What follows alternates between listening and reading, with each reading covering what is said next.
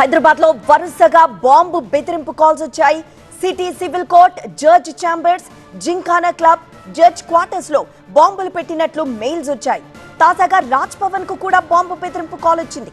RDX బాంబులు, ఐఈడీలు పెట్టినట్లు ఒక మెయిల్ వచ్చింది. అబీదా అబ్దుల్లా పేరుతో ఒక మెయిల్ పంపాడు దుండగుడు.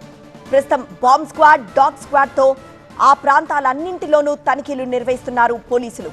హైదరాబాద్ లో ఇలా వరుసగా బాంబు బెదిరింపు మెయిల్స్ వచ్చాయి.